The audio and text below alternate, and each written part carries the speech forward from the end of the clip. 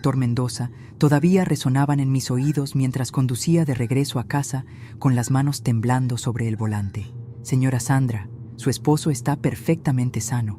No hay ninguna condición que le impida caminar. Huya de él. 5 años. 1825 días exactamente. Ese era el tiempo que había pasado dedicada en cuerpo y alma a cuidar a Reinaldo, el hombre con quien llevaba 40 años de matrimonio.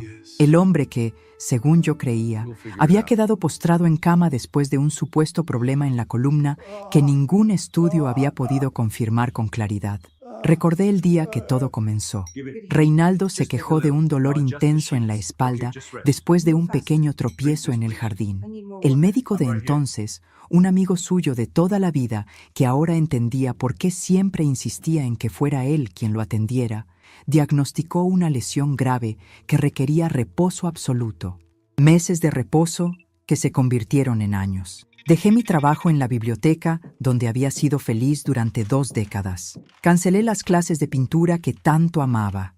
Me alejé de mis amigas, de mi hermana Lucía, de todos los que alguna vez formaron parte de mi vida.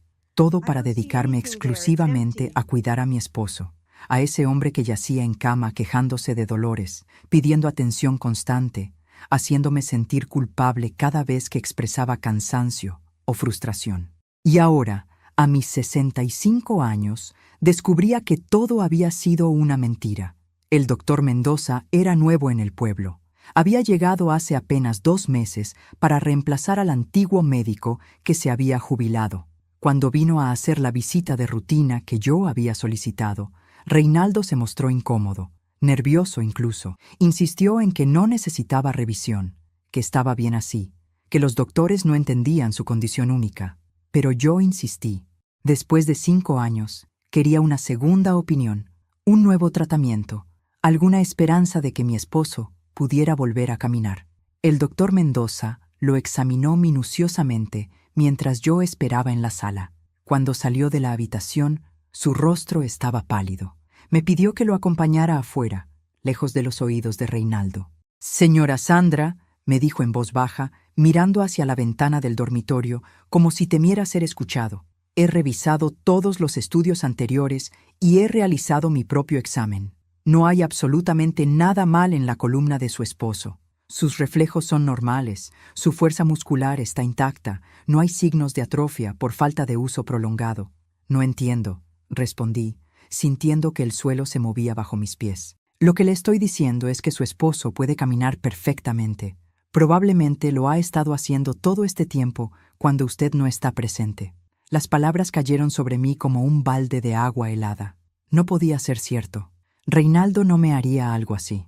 No el hombre con quien había compartido mi vida entera, con quien había criado 2 hijos, con quien había atravesado tantas tormentas. «Debe haber un error», insistí. El doctor me miró con compasión, como quien mira a alguien que está a punto de recibir la peor noticia de su vida. «No hay error, señora. He visto casos similares antes. Le aconsejo que tenga cuidado. Observe. Y cuando esté lista para enfrentar la verdad, búsqueme».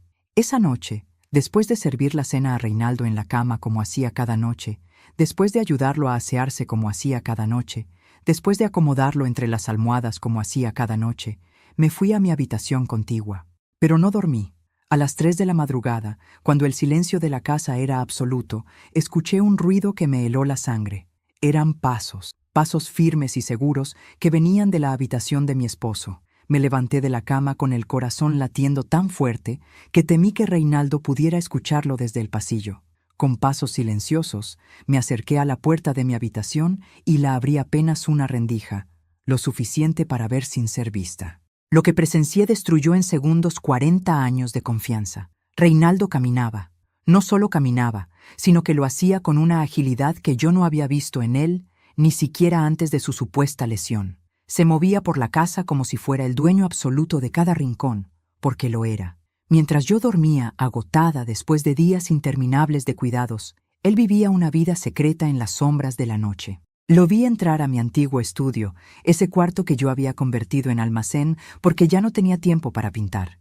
Encendió una pequeña lámpara y se sentó frente al escritorio donde yo solía crear mis acuarelas. Sacó algo del cajón inferior, un cajón que yo creía vacío. Eran papeles. muchos papeles que comenzó a revisar con atención, haciendo anotaciones, calculando algo que no podía ver desde mi posición. Permanecí inmóvil durante casi una hora, observándolo moverse con total libertad por la casa que yo mantenía impecable para él, por los espacios que yo limpiaba pensando en su bienestar, por el hogar que yo había convertido en una cárcel voluntaria. Cuando finalmente regresó a su habitación y se acostó, fingiendo la misma posición de invalidez que mantenía durante el día, sentí que algo se rompía dentro de mí.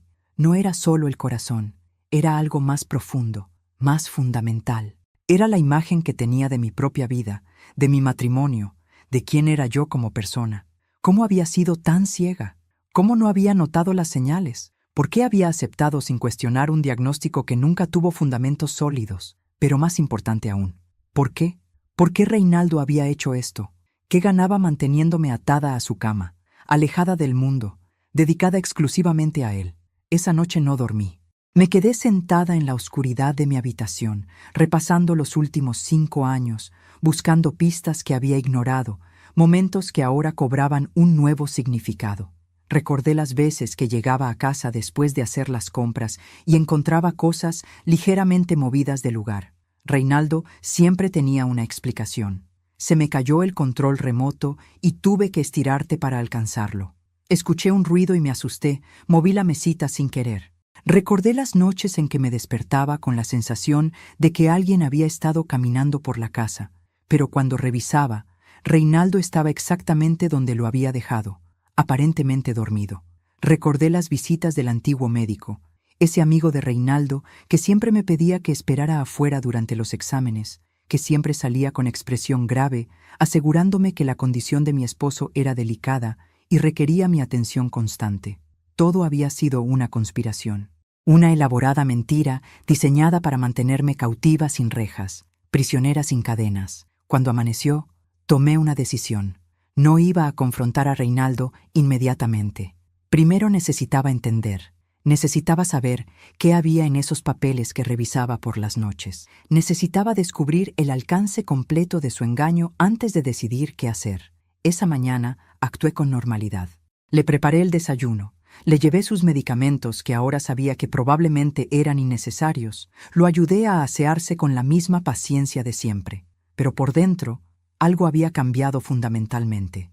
Ya no veía al hombre enfermo que necesitaba mi ayuda.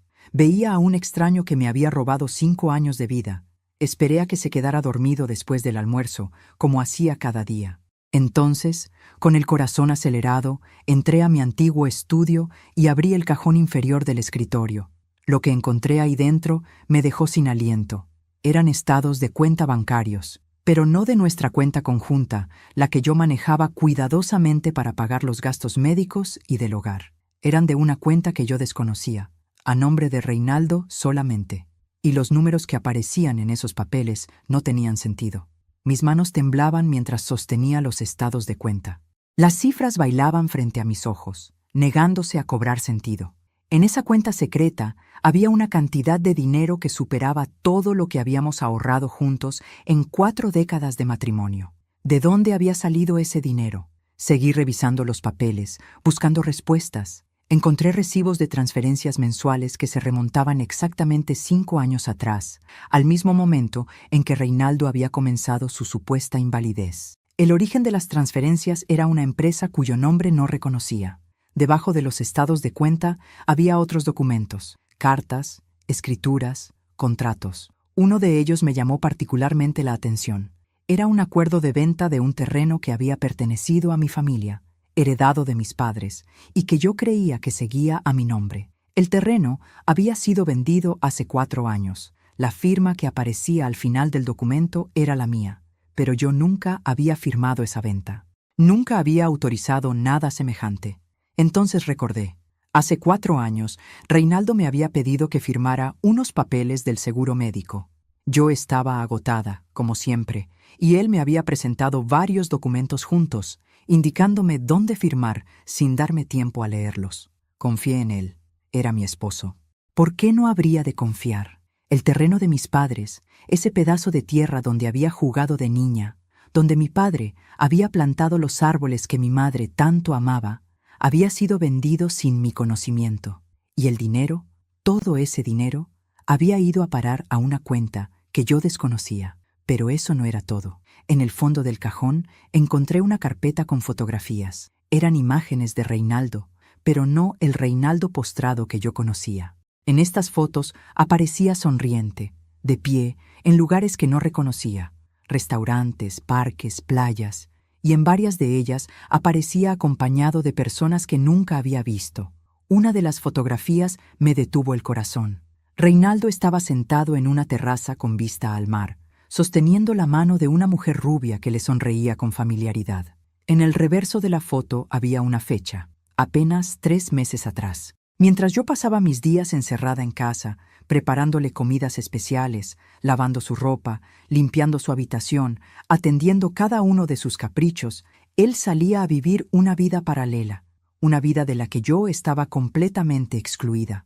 Las lágrimas comenzaron a caer sin que pudiera detenerlas. No eran lágrimas de tristeza solamente, eran lágrimas de rabia, de humillación, de una traición tan profunda que no encontraba palabras para describirla. ¿Cuándo salía? La respuesta llegó como un rayo. Los martes y jueves por la tarde, cuando mi hermana Lucía venía a visitarme y nos sentábamos en el jardín trasero a conversar. Reinaldo siempre insistía en que cerráramos la puerta de su habitación para no molestarlo con nuestras voces. Y nosotras, consideradas, obedecíamos. También los domingos por la mañana, cuando yo iba al mercado. Un viaje que duraba al menos 2 horas, porque Reinaldo tenía una lista específica de alimentos que supuestamente necesitaba para su delicada condición. Había construido un sistema perfecto. Me mantenía ocupada, agotada, aislada. Y mientras yo me consumía cuidándolo, él disfrutaba de libertad, dinero y compañía. Escuché un ruido desde la habitación de Reinaldo. Rápidamente guardé todo en el cajón, exactamente como lo había encontrado, y salí del estudio con el corazón acelerado. «¿Sandra?», llamó su voz desde el dormitorio, con ese tono lastimero que ahora me resultaba repugnante. «Sandra, ¿dónde estás? Necesito agua». Respiré profundamente, componiendo mi expresión antes de entrar a su habitación. «Aquí estoy, Reinaldo. Ya te traigo el agua». Lo miré acostado en esa cama, fingiendo debilidad, y sentí algo que nunca antes había sentido hacia él: desprecio. Pero también entendí algo importante. No podía actuar impulsivamente. Necesitaba un plan. Necesitaba ayuda. Esa noche, mientras Reinaldo dormía, tomé mi teléfono y escribí un mensaje a la única persona en quien podía confiar completamente. «Lucía, necesito verte mañana. Es urgente. Ven sola y no le digas nada a nadie». Mi hermana respondió en segundos: «Estaré ahí a primera hora. ¿Estás bien?». «No», escribí, «pero lo estaré». Lucía llegó a las 8 de la mañana, antes de que Reinaldo despertara de su falso letargo. La vi estacionar su auto frente a la casa y caminar hacia la puerta con esa expresión de preocupación que conocía tan bien. Mi hermana menor, la que siempre había estado ahí, aunque yo me hubiera alejado de ella durante estos 5 años de cautiverio voluntario. La abracé en el umbral de la puerta con una fuerza que la sorprendió. «Sandra, ¿qué pasa? Me asustaste con tu mensaje». «Ven al jardín», susurré. «Necesito contarte algo, pero él no puede escucharnos». Nos sentamos en la banca bajo el viejo nogal que mi padre había plantado cuando éramos niñas. El mismo árbol bajo el cual habíamos compartido secretos de adolescentes, llantos de jóvenes enamoradas y conversaciones de mujeres adultas enfrentando la vida. Ahora, ese árbol sería testigo de la confesión más dolorosa que jamás había hecho. Le conté todo. Las palabras del doctor Mendoza, la vigilia nocturna, los pasos firmes de Reinaldo recorriendo la casa, los documentos en el cajón, la venta del terreno de nuestros padres, las fotografías con la mujer desconocida. Cada revelación salía de mi boca como veneno que necesitaba expulsar. Lucía me escuchó en silencio, su rostro transformándose con cada nueva información. Vi cómo pasaba de la incredulidad al asombro, del asombro a la rabia, de la rabia a algo que se parecía mucho al alivio. «Siempre lo supe», dijo finalmente cuando terminé de hablar. «Siempre supe que algo no estaba bien, Sandra. Pero cada vez que intentaba decírtelo, tú lo defendías». Sus palabras me golpearon con la fuerza de la verdad. «¿Qué quieres decir con que siempre lo supiste?». Lucía tomó mis manos entre las suyas, como hacía nuestra madre cuando tenía que decirnos algo difícil. «Hace 3 años, Vine a visitarte un martes como siempre. Pero ese día llegué más temprano de lo habitual, porque mi cita con el dentista se canceló. Estacioné el auto a la vuelta de la esquina porque había un camión bloqueando la entrada. Caminé hacia tu casa y entonces lo vi. ¿Qué viste? Vi a Reinaldo saliendo por la puerta trasera. Caminaba perfectamente, Sandra. Llevaba ropa de calle, no el pijama que siempre usaba cuando yo venía. Se subió a un taxi y se fue. El aire abandonó mis pulmones. Mi propia hermana había sido testigo de la mentira hace 3 años, y yo no lo sabía. ¿Por qué no me lo dijiste?, pregunté, sintiendo una mezcla de dolor y confusión. Lo intenté. Esa misma tarde, cuando llegué a la hora acordada y Reinaldo estaba nuevamente en cama quejándose de dolores, intenté hablarte. Te dije que había visto algo extraño en el vecindario, que necesitaba contarte algo importante sobre Reinaldo. ¿Recuerdas lo que pasó? Busqué en mi memoria, pero los días se habían fundido unos con otros durante esos años de rutina agotadora. No recuerdo, admití. Reinaldo empezó a quejarse de un dolor intenso. Dijo que se sentía mal, que necesitaba que lo atendieras inmediatamente. Tú dejaste nuestra conversación a medias y corriste a su habitación. Cuando saliste, 1 hora después, estabas tan agotada que me pediste que me fuera porque necesitabas descansar. Las piezas del rompecabezas seguían encajando, revelando una imagen cada vez más perturbadora. Después de ese día, continuó Lucía, cada vez que intentaba hablar contigo a solas sobre algo serio, pasaba lo mismo. Reinaldo tenía una crisis, un dolor, una necesidad urgente. Siempre había algo que interrumpía nuestras conversaciones. Llegué a pensar que estaba loca, que había imaginado lo que vi. No estabas loca, dije. Él sabía. Sabía que habías visto algo, y se aseguró de que nunca pudieras contármelo. El silencio se extendió entre nosotras, pesado como una losa. 40 años de matrimonio se derrumbaban ante mis ojos, revelando una estructura podrida que había estado oculta bajo una fachada de normalidad. ¿Qué vas a hacer?, preguntó Lucía finalmente. No lo sé, admití. Parte de mí quiere entrar a esa casa y gritarle todo lo que sé, pero otra parte entiende que necesito ser más inteligente que él. Necesito protegerme, recuperar lo que me robó y salir de esta situación con dignidad. No tienes que hacerlo sola, dijo mi hermana, apretando mis manos. Estoy aquí, siempre estuve aquí, esperando el momento en que pudieras verlo. Por primera vez en 5 años, no me sentí sola. Tenía a Lucía, y juntas encontraríamos la manera de enfrentar esta situación. Pero antes necesitaba respuestas. Necesitaba saber por qué Reinaldo había hecho esto, y solo había una persona que podía dármelas. El antiguo médico, el amigo cómplice que había sostenido la mentira durante años. El doctor Fernando Aguilar había sido médico de cabecera de nuestra familia durante más de 20 años. Lo conocí cuando Reinaldo y yo éramos recién casados, y desde entonces había atendido cada resfriado, cada dolor, cada preocupación médica que surgía en nuestro hogar. Era un hombre afable, de sonrisa fácil y modales anticuados, el tipo de médico que ya no existe en estos tiempos de consultas apresuradas y diagnósticos por computadora, o al menos eso era lo que yo creía. Ahora, sentada en el auto de Lucía frente a la casa donde el doctor Aguilar pasaba su jubilación, veía todo con ojos diferentes. Este hombre que yo había considerado casi parte de la familia era el arquitecto médico de mi prisión. Sin su complicidad, sin sus diagnósticos falsos y sus recomendaciones de reposo absoluto, la farsa de Reinaldo no habría durado ni un mes. ¿Estás segura de que quieres hacer esto?, preguntó Lucía, apagando el motor. Necesito respuestas. Necesito entender cómo pudo hacerme esto alguien en quien confié durante décadas. ¿Y si no quiere hablar? Saqué de mi bolso la carpeta con los documentos que había fotografiado del cajón de Reinaldo. Los estados de cuenta, los recibos de transferencias, la escritura del terreno vendido. Hablará, dije con una determinación que me sorprendió a mí misma.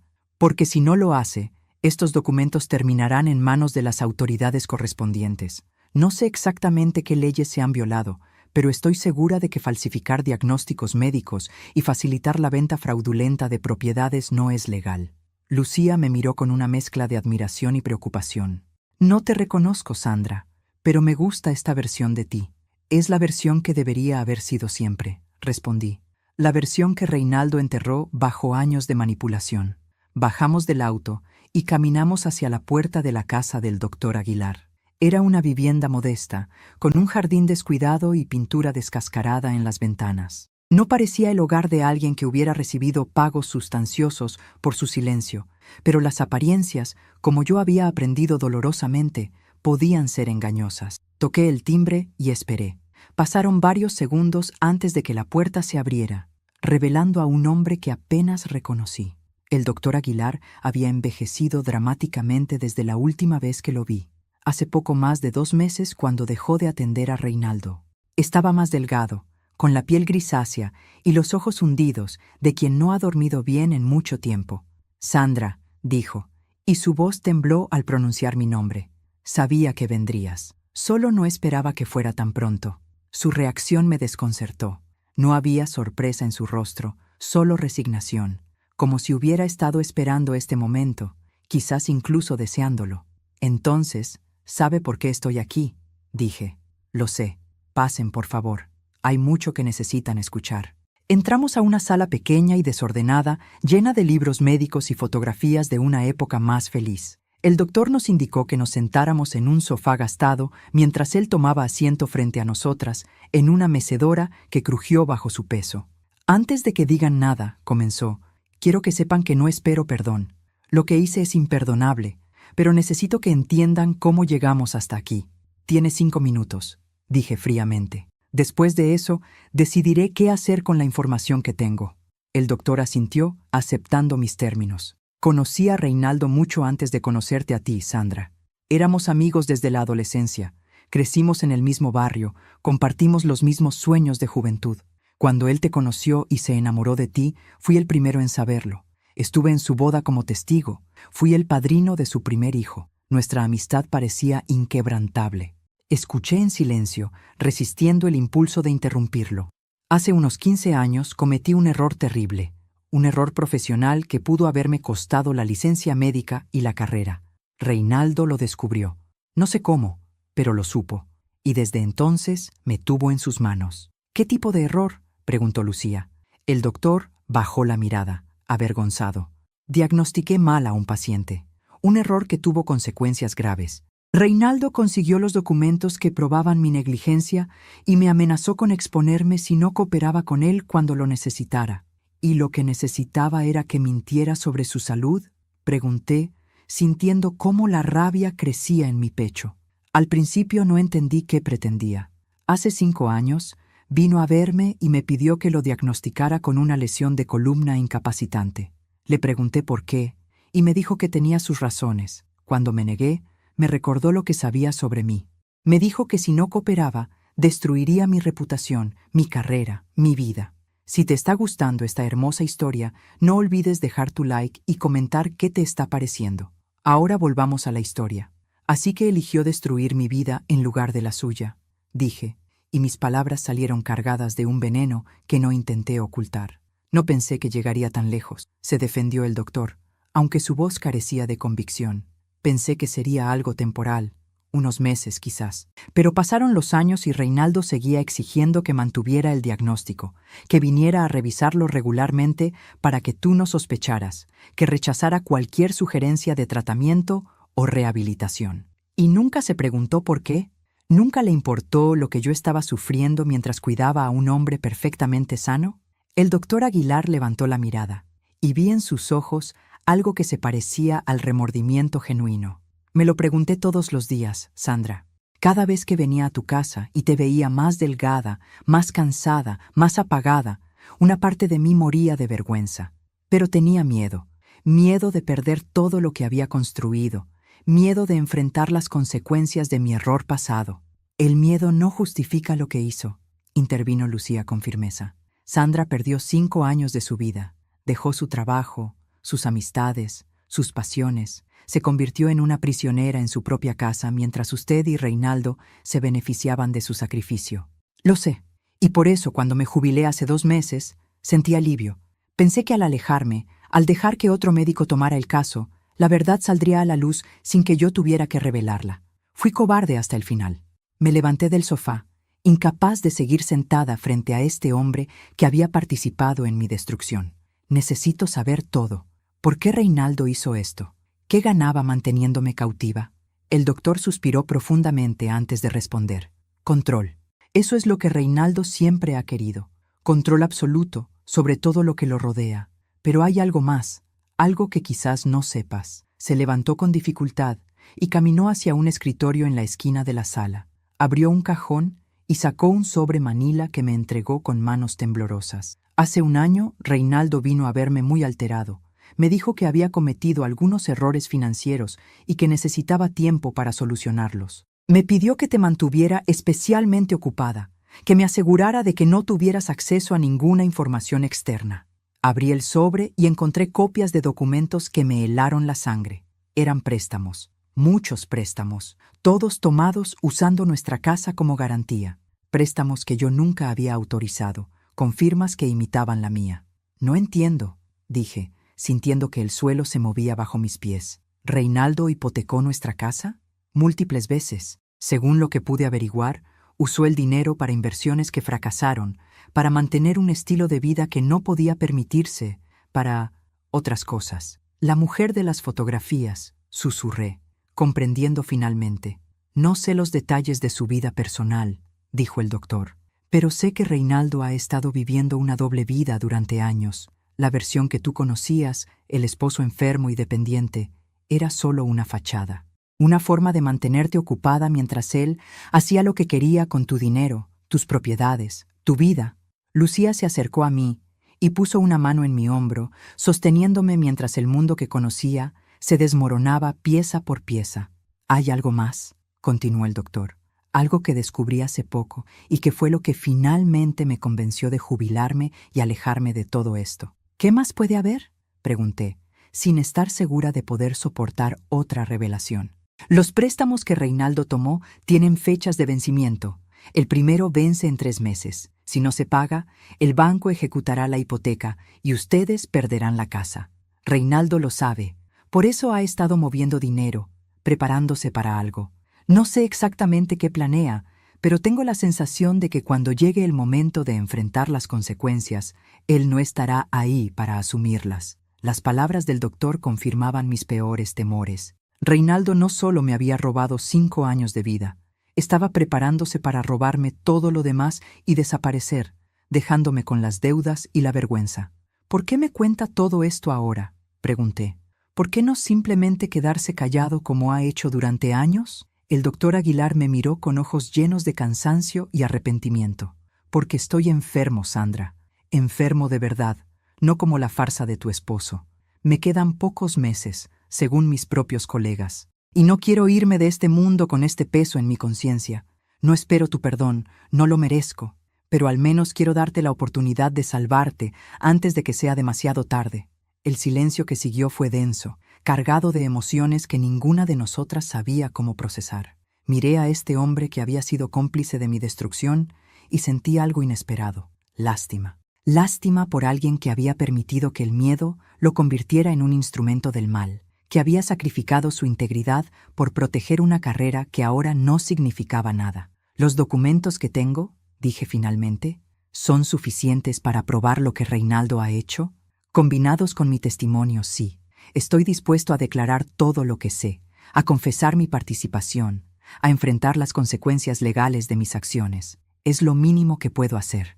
Tomé el sobre con los documentos de los préstamos y lo guardé junto con los míos. Tenía ahora un arsenal de verdades que podían destruir a Reinaldo tanto como él había intentado destruirme a mí.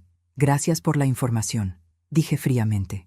«Mi abogado se pondrá en contacto con usted para tomar su declaración formal». Me dirigí hacia la puerta, con Lucía siguiéndome de cerca. Pero antes de salir, me detuve y miré por última vez al doctor Aguilar. Una última pregunta. Durante todos estos años, ¿Reinaldo alguna vez mostró remordimiento? ¿Alguna vez pareció sentirse culpable por lo que me estaba haciendo? El doctor negó lentamente con la cabeza. «Nunca. Para él, tú siempre fuiste un medio para un fin, un recurso que explotar, no una persona que amar. Salí de esa casa con el corazón destrozado pero la mente clara. 40 años de matrimonio habían sido una mentira. El hombre que dormía en mi casa no era mi esposo, era mi carcelero. Y había llegado el momento de liberarme. En el auto, mientras Lucía conducía en silencio, comencé a trazar un plan. Tenía 3 meses antes de que los préstamos vencieran. 3 meses para desenmascarar a Reinaldo, proteger lo poco que quedaba de mis bienes y recuperar la vida que me había sido robada. No sería fácil, pero por primera vez en 5 años, tenía algo que Reinaldo me había quitado: esperanza. Y con esa esperanza, estaba dispuesta a luchar. Las semanas siguientes fueron las más difíciles de mi vida, pero también las más reveladoras. Cada día me levantaba, preparaba el desayuno de Reinaldo, lo ayudaba con su rutina de falso inválido, y por dentro contaba los minutos hasta poder continuar con mi plan de liberación. Lucía me había conectado con una abogada especializada en casos de fraude familiar. Se llamaba Patricia Vega, una mujer de 50 años con mirada penetrante y una reputación impecable en casos donde las esposas habían sido víctimas de engaños financieros por parte de sus cónyuges. Cuando le conté mi historia, no mostró sorpresa. Solo asintió con la gravedad de quien ha escuchado historias similares demasiadas veces. Lo que su esposo ha hecho tiene múltiples ramificaciones legales, me explicó Patricia en nuestra primera reunión. La falsificación de su firma en documentos de venta y préstamos constituye fraude. El hecho de que un médico haya colaborado en mantener un diagnóstico falso podría considerarse negligencia médica grave, y el desvío de fondos conyugales sin su consentimiento es un delito patrimonial. ¿Qué puedo hacer?, pregunté, sintiéndome abrumada por la magnitud de lo que enfrentaba. Primero, necesitamos documentar todo: cada papel, cada fotografía, cada evidencia que pueda probar lo que él ha estado haciendo. Segundo, debemos proteger los bienes que aún están a su nombre antes de que él pueda moverlos. Y tercero, necesitamos preparar un caso sólido que nos permita actuar antes de que los préstamos venzan. Durante las siguientes semanas, me convertí en una detective en mi propia casa. Cada noche, después de asegurarme de que Reinaldo dormía, revisaba meticulosamente cada rincón buscando más evidencias. Encontré facturas de restaurantes lujosos escondidas en bolsillos de trajes que supuestamente no usaba. Descubrí recibos de hoteles en ciudades que yo creía que él jamás había visitado. Hallé tarjetas de crédito a su nombre que yo desconocía, con estados de cuenta que mostraban gastos extravagantes mientras yo contaba cada centavo para llegar a fin de mes. Cada descubrimiento era una puñalada, pero también era munición para mi batalla. Una tarde, mientras Reinaldo dormía su siesta habitual, recibí una llamada que cambió el rumbo de todo. «¿Señora Sandra Rojas?», preguntó una voz femenina al otro lado de la línea. «Sí, soy yo. Mi nombre es Carolina Méndez. Necesito hablar con usted. Es sobre su esposo». El corazón me dio un vuelco. ¿Quién era esta mujer? ¿Qué sabía sobre Reinaldo? «¿Quién es usted?», pregunté, tratando de mantener la calma. Fui la asistente personal de su esposo durante los últimos 3 años. El silencio que siguió fue eléctrico. ¿Asistente personal? Reinaldo supuestamente estaba postrado en cama. ¿Qué clase de hombre enfermo necesitaba una asistente personal?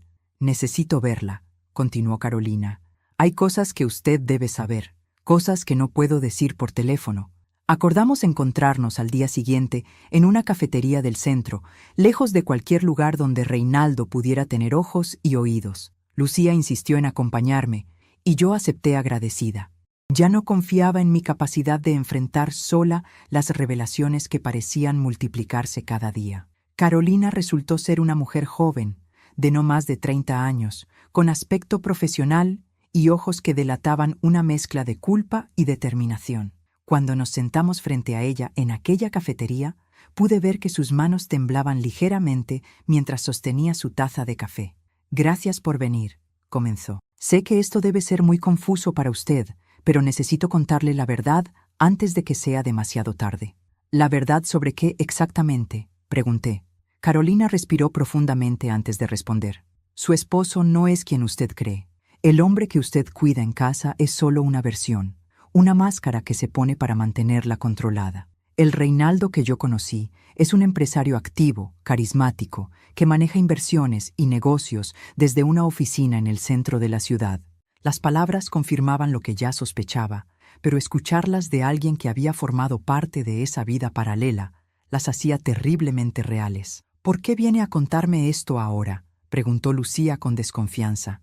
Porque hace una semana descubrí algo que me hizo entender que yo también fui una víctima de sus manipulaciones, respondió Carolina. Reinaldo me contrató hace 3 años para manejar su agenda, sus comunicaciones, sus finanzas personales. Me pagaba bien, me trataba con respeto, incluso me hacía sentir importante, pero todo era parte de su juego. ¿Qué descubrió?, pregunté. Carolina sacó de su bolso una carpeta y la colocó sobre la mesa. Descubrí que no soy la primera asistente que tiene. Ha habido otras antes que yo, al menos 3 que pude identificar, y todas tienen algo en común: mujeres jóvenes, solas, vulnerables económicamente.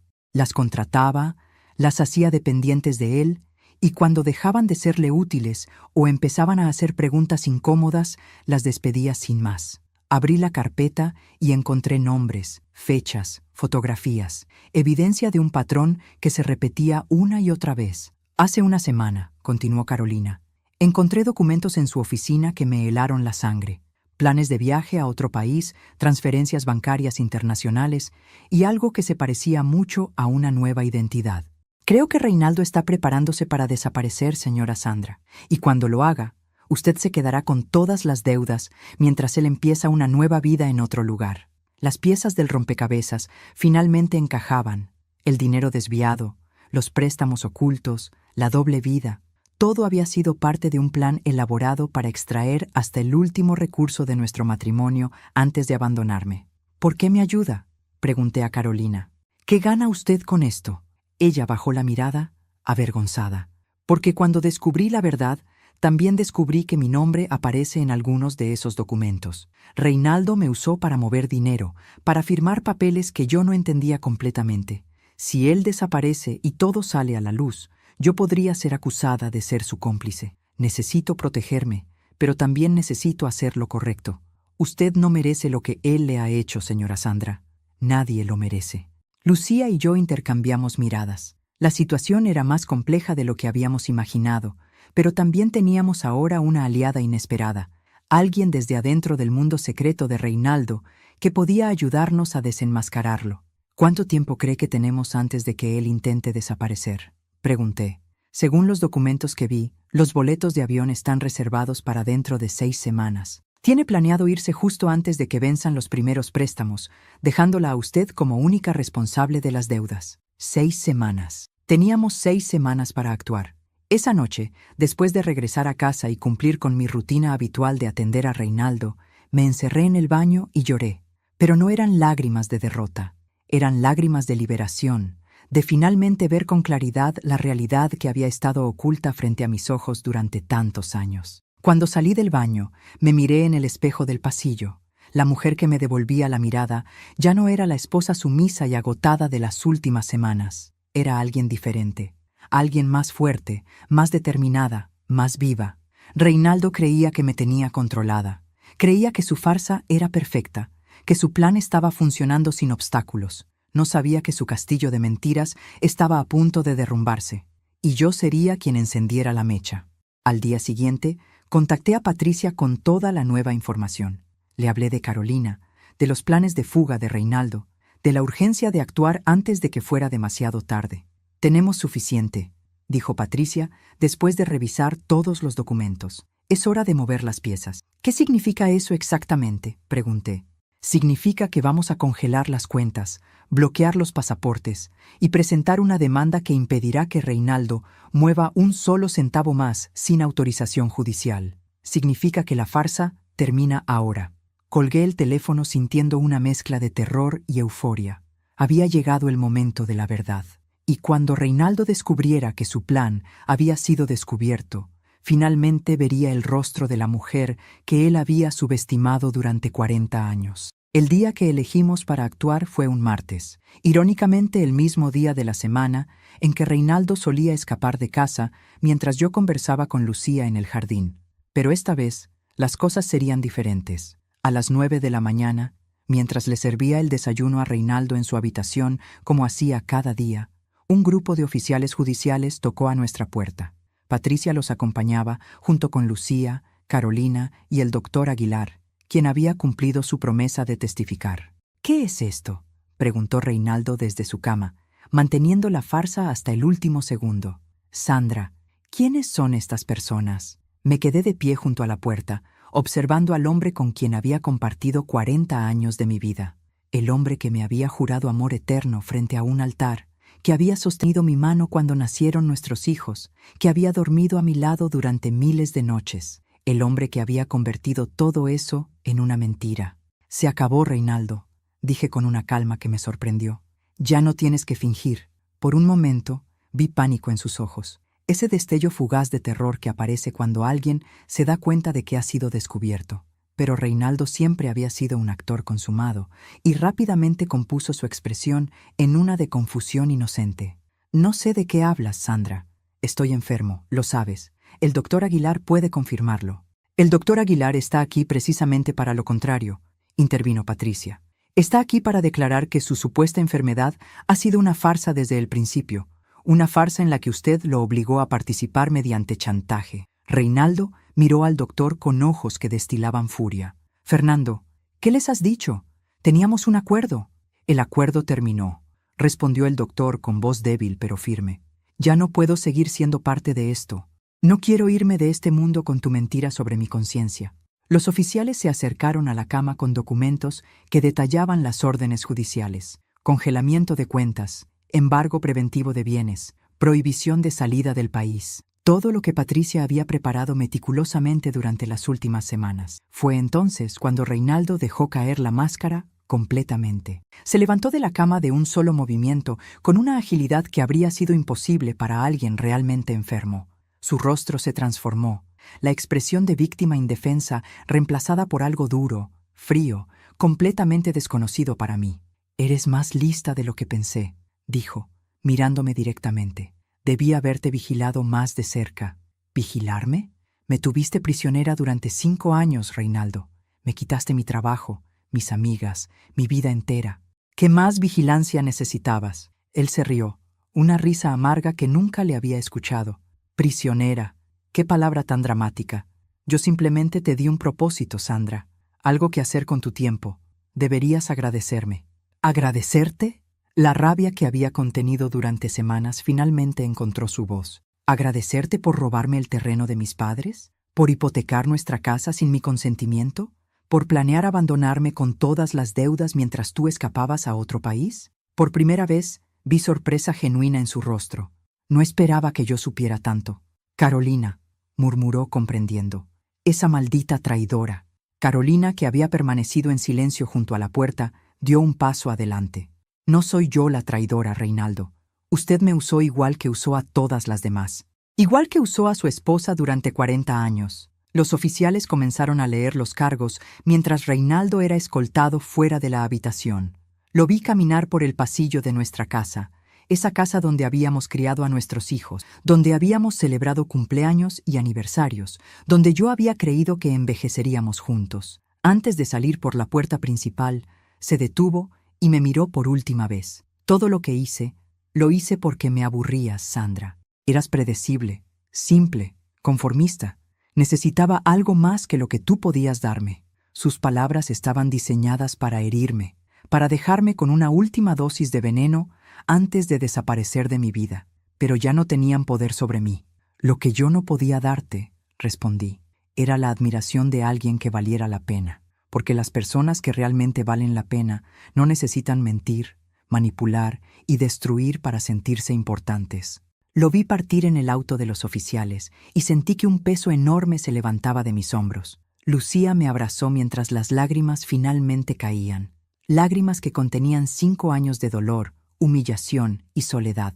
Esa tarde, después de que todos se fueron, me senté sola en el jardín de mi casa. El sol de la tarde bañaba las flores que yo había plantado durante los años de cautiverio, pequeños actos de belleza que me habían mantenido cuerda cuando todo lo demás se derrumbaba. Mi teléfono sonó. Era mi hijo mayor, Eduardo, a quien Patricia había contactado para informarle de la situación. «Mamá», su voz sonaba quebrada, «acabo de hablar con la abogada. No tenía idea, no sabía nada de lo que papá te estaba haciendo. ¿Por qué nunca nos dijiste?» «Porque yo tampoco lo sabía, hijo. Tu padre era muy bueno ocultando la verdad. Voy para allá. Tomaré el primer vuelo mañana. No quiero que estés sola». Las lágrimas volvieron a caer, pero esta vez eran diferentes. Eran lágrimas de esperanza. No estoy sola, respondí, mirando hacia la ventana donde Lucía me observaba con una sonrisa. Ya no estoy sola. Esa noche dormí en mi propia cama por primera vez en 5 años, sin la obligación de levantarme a atender a nadie, sin el peso de una mentira aplastándome el pecho. El silencio de la casa ya no era opresivo, era liberador. Y mientras las estrellas brillaban sobre el techo de mi hogar, supe que aunque el camino hacia adelante sería difícil, ya había dado el paso más importante. Había recuperado mi vida, 1 año después de aquella mañana en que mi mundo se derrumbó para volver a construirse. Me encontraba sentada en un banco del parque central de la ciudad, observando a los niños jugar mientras el sol de primavera calentaba mi rostro. Muchas cosas habían cambiado desde entonces. Reinaldo enfrentó las consecuencias de sus acciones. Los procesos legales fueron largos y agotadores, pero Patricia había hecho un trabajo impecable. La casa se salvó gracias a que pudimos demostrar que los préstamos fueron obtenidos mediante fraude. El terreno de mis padres, lamentablemente, no pudo recuperarse, pero el dinero que Reinaldo había acumulado en sus cuentas secretas fue confiscado y utilizado para pagar las deudas pendientes. No volví a verlo después de aquel día. No quise hacerlo. Algunos capítulos simplemente necesitan cerrarse para siempre. Lo que nadie esperaba, ni siquiera yo, fue lo que sucedió 3 meses después de que todo terminara.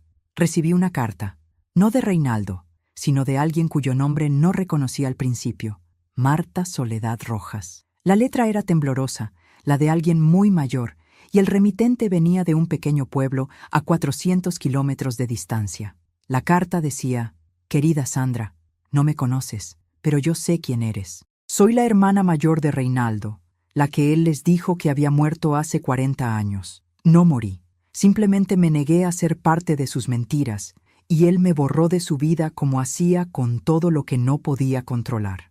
He seguido tu historia a través de las noticias, y necesito verte. Hay algo que debes saber sobre tu esposo, algo que quizás te ayude a entender, aunque nunca a perdonar». Viajé a aquel pueblo 1 semana después, acompañada por Lucía.